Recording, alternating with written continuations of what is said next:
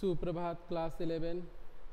हम लोग राजस्थान की रजत बूंदें पाठ को पढ़ रहे हैं और हम लोगों ने पिछली कक्षा में पढ़ा कि किस तरीके से राजस्थान में सार्वजनिक और निजी दोनों तरह की कुइयाँ होती हैं। तो चलिए पाठ को अब आगे बढ़ाते हैं और इसे समाप्त करते हैं। पृष्ठ संख्या 19 पर चले जाइए। लेकिन कुई जिस क्षेत्र में बनती है वह गांव समाज की सार्वजनिक जमीन है। उस जगह बरसने वाला पानी ही बाद में वर्ष भर नमी की तरह सुरक्षित रहेगा और इसी नमी से साल भर कुइयों में पानी भरेगा। जो वर्षा का जल होगा वह क्या होगा? वह सार्वजनिक और निजी यह देखकर नहीं बरसेगा, वह उस क्षेत्र में पानी बरसेगा और उस क्षेत्र में जितनी भी कुइयाँ हैं सब में वह पानी क्या होगा? रिस रिस कर आएगा। नमी की मात्रा तो वहाँ हो चुकी वर्षा से तय हो गई है। अब उस क्षेत्र में बनने वाली हर नई कुई का अर्थ है कि पहले से तय नमी का बंटवारा।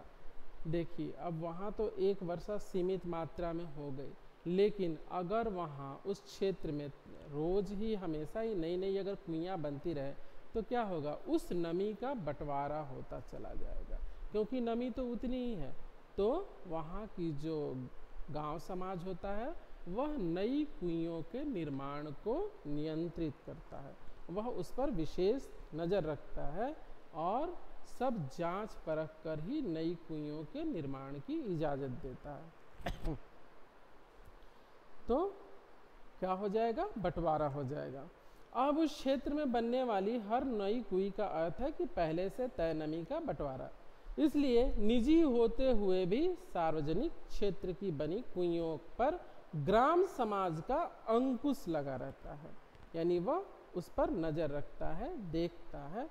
बहुत ज़रूरत पड़ने पर ही समाज नई कुई के लिए यानी नई कुई के निर्माण के लिए स्वीकृति देता है, अन्यथा वह स्वीकृति नहीं देता। क्यों?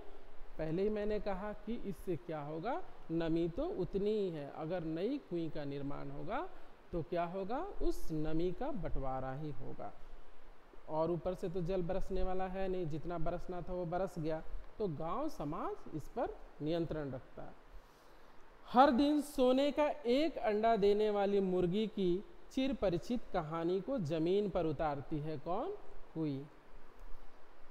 इससे दिन भर में बस 2-3 घड़ा मीठा पानी निकाला जा सकता है, ये हम लोगों ने पहले ही पढ़ लिया है।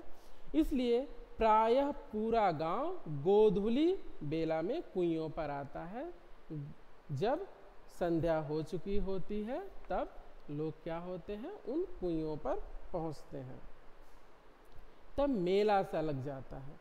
गांव से सटे मैदान में 30-40 कुइयों पर एक साथ घूमती घिरनियों का स्वर गोचर से लौट रहे पशुओं की घंटियों और रंभाने की आवाज में समा जाता है। 2-3 घड़े भर जाने पर डोल और रस्सियां समेट ली जाती हैं। कुइयों के ढक्कन वापस बंद हो जाते हैं। रात भर और अगले दिन भर कुइयाँ क्या करती हैं?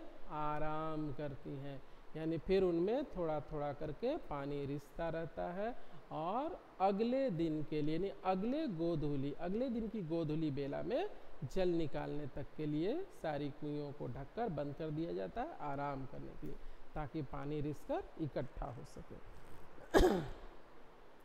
रेत के नीचे सब जगह खड़िया की पट्टी नहीं है, इसलिए कुई भी पूरे राजस्थान में नहीं मिलेगी। जिन क्षेत्रों में मिलेगी वे हैं चूरू, बीकानेर, जैसलमेर और बाड़मेर के कई क्षेत्रों में यह पट्टी चलती है और इसी कारण वहाँ गांव-गांव में कुइयाँ ही कुइयाँ आपको देखने को मिलेंगी। इन क्षेत्रों में जैसलमेर जिले में एक गांव खड़ेरों की ढाणी में तो 120 कुइयाँ थीं। लोग इस क्षेत्र को 6 गुना 20 के नाम से जानते थे। कहीं कहीं इन्हें पार भी कहते हैं। जैसलमेर तथा बाड़मेर के कई गांव पार के कारण ही आबाद है और इसलिए उन गांवों के नाम भी पार पर ही हैं, जैसे जानरे आलो पार और सिरगू आलो पार। यानी कुइयों के नाम पर ही गांवों के नाम, क्योंकि उन क्षेत्रों में कुइयों को पार भी कहा जाता है। अलग अलग जगहों पर खड़िया पट्टी के भी अलग अलग नाम हैं। कहीं यह चारोली है तो कहीं घाघड़ो, घड़घड़ो, कहीं पर बिट्टू रो, बिल्लो, बल्लियों के नाम से भी जानी जाती है, तो कहीं इस पट्टी का नाम केवल खड़ी भी है। और इसी खड़ी के बल पर खारे पानी में मीठा पानी देती खड़ी है कौन? कुई। अगली कक्षा में हम लोग इस पाठ के प्रश्नोत्तरों की चर्चा करेंगे। मिलते हैं अगली कक्षा में और पढ़ते हैं राजस्थान की रजत बूंदें।